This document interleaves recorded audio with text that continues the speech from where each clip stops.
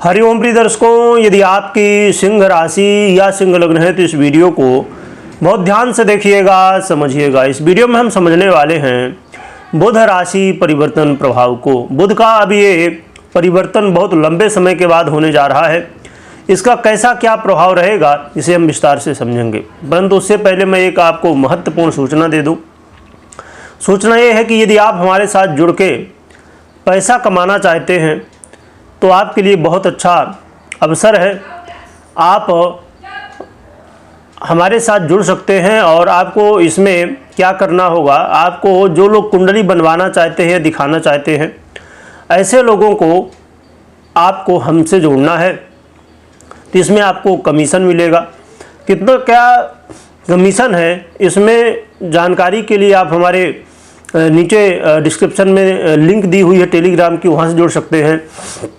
या तो ये जो नंबर आप देख पा रहे हैं वीडियो में, तो इसी में आप हमें व्हाट्सएप कर सकते हैं। यदि आप इंटरेस्टेड हैं तो आपको जानकारी मिल जाएगी। और इसमें आप महीने का 5,000 से लेके 15 लाख रुपए तक कमा सकते हैं महीने में। कैसे कमा सकते हैं, क्या इसमें सिस्टम होगा, सभी कुछ जानकारी आपको आप व्हाट्सएप करेंगे तो आपको जानकारी मिल जाएगी। चलिए अब हम जानते हैं कि बुध राशि परिवर्तन प्रभाव का क्या हमें हमारे जीवन में प्रभाव होगा, क्या असर होगा। तो इसमें देखा जाए तो बुध का जो राशि परिवर्तन है 7 तारीख को होने जा रहा है, 7 मई को। और 7 मई से लेके 23 मई तक अब बुध मेष राशि यानी मंगल की राशि में रहेंगे, जो कि बुध लगभग 2 महीने के बाद अपना परिवर्तन करने जा रहे हैं। और इसमें ग्रह स्थिति कुछ है, उसे भी हम समझ लेते हैं।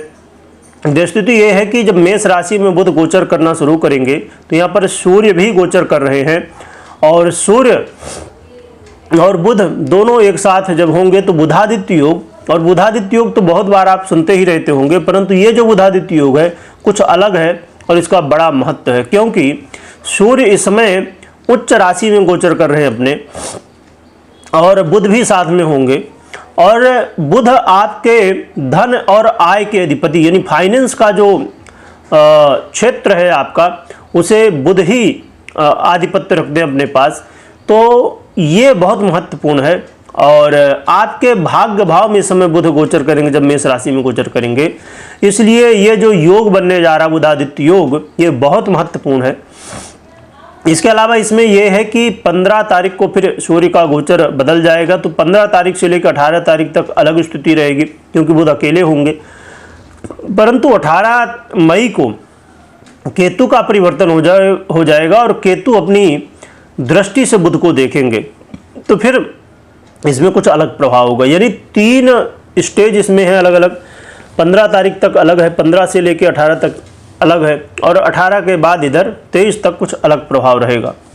क्योंकि देखा जाए तो जब ये मेष राशि में गोचर करेंगे तो ये अश्विनी, भरणी और कृतिका के प्रथम चरण में भी गोचर करेंगे। या अश्विनी यानी केतु का नक्षत्र होगा, भरणी यानी शुक्र नक्षत्र होगा, और कृतिका यानी कि सूर्य का नक्षत्र होगा।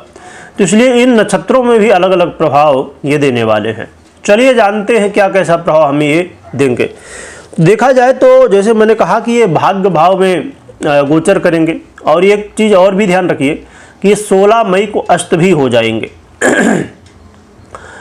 तो बुध का ये गोचर काल आपके जीवन में यदि फाइनेंस की, पैसे की किसी तरह की समस्या है तो उसमें काफ़ी ज़्यादा बदलाव बुध कर सकते हैं। जो कि ये है मेष राशि, मंगल की राशि है, तो वो बहुत अच्छा नहीं माना जाता, परंतु ये भाग्य भाव में गोचर करेंगे और सूर्य के साथ भी होंगे, तो इसलिए एक बहुत बड़ा इसका महत्व हो जाता है। तो पैसे चाहे आने वाली समस्या हो, या पैसे कहीं फंसे हुए हों, या फाइनेंस से रिलेटेड और कोई प्रॉब्लम है, तो ये समय जो है तो कहीं ना कहीं आपको सपोर्ट करेगा और ये समस्याएं दूर हो सकती हैं।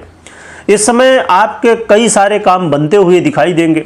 हो सकता है कि आप एजुकेशन सेक्टर से जुड़े हुए हों, या आप विद्यार्थी हों, तो विद्यार्थियों के लिए भी अच्छा मौका रहने वाला है, स्टूडेंट के लिए। या आप क्लासेस आप चलाते हैं, ट्यूशन चलाते हैं, स्कूल चलाते हैं, तो ये भी आपके लिए काफ़ी अच्छा इस समय मौका रहने वाला, आपको लाभ होता हुआ दिखाई देगा। इसके अलावा आप ये भी देखेंगे कि आपके ऑफिस में या जहां आप काम करते हैं, तो वहां पर जो आपके बॉस हैं या आपके साथ सहकर्मी हैं, यानी जो साथ में काम करते हैं, यदि कई बार आपके साथ राजनीति होती है तो अब ये राजनीति होना बंद हो जाएगी और आपको लोगों का, इनका जो आपके साथ काम करते हैं, आपके बॉस का सहयोग भी मिलेगा। तो ये बहुत अच्छी बात यहाँ पर रहने वाली है। साथ में घर परिवार में यदि लड़ाई झगड़ा का माहौल बना था वो अब दूर होगा। आपके वाणी से लोग इस समय आकर्षित होते हुए दिखाई देंगे, प्रभावित होते हुए दिखाई देंगे और आपके भाग्य में भी वृद्धि होगी, जिससे कई सारे आपके काम बनेंगे भी। तो देखा जाए तो ये जो बुध का गोचर काल है, ये आपके ससुराल पक्ष से जुड़े हुए मामले हैं, यदि कोई समस्याएं हैं उनमें भी आपको सहयोग करेंगे, जिससे ये जो समस्याएं होंगी ससुराल पक्ष से जुड़ी हुई, तो वो समस्याएं दूर होंगी। तो देखा जाए तो बुध का ये गोचर काल बहुत ही अच्छा आपके लिए रहने वाला है, सिंह वालों के लिए। और रही बात की क्या उपाय करना चाहिए वो हम जानते हैं। उससे पहले मैं बता दूं कि यदि आप कुंडली, जैसे आपने अभी सुना है ना, गोचर कुंडली के अनुसार, तो ये गोचर कुंडली के अनुसार जो फल आपने सुना, तो ये अधूरा होता बिना जन्म कुंडली के। तो कभी भी कोई भी निर्णय आपको लेना है तो आपको पहले अपनी जन्म कुंडली का विश्लेषण करवाना चाहिए या तो करना चाहिए, इसके बाद ही निर्णय लें। क्योंकि यदि आप कुंडली का विश्लेषण नहीं कराते अपनी खुद की कुंडली का, तो कई बार चीज़ें वैसे घटित होती, कई बार नहीं होती। इसलिए क्योंकि दोनों आधा आधा फल देते हैं, तो इस चीज़ का हमेशा ध्यान रखें, कुंडली विश्लेषण के बाद ही निर्णय लें। रही बात उपाय की, उपाय क्या करना चाहिए, तो विशेष आवश्यकता नहीं है, परंतु यदि आपको उपाय यदि आप कर सकते हैं तो आप भगवान गणपति की आराधना करिए और भगवान सूर्य को अर्घ्य दीजिए और हनुमान चालीसा का पाठ करिए। इससे आपको और भी अच्छे परिणाम देखने को मिलेंगे। वीडियो देखने के लिए बहुत बहुत धन्यवाद।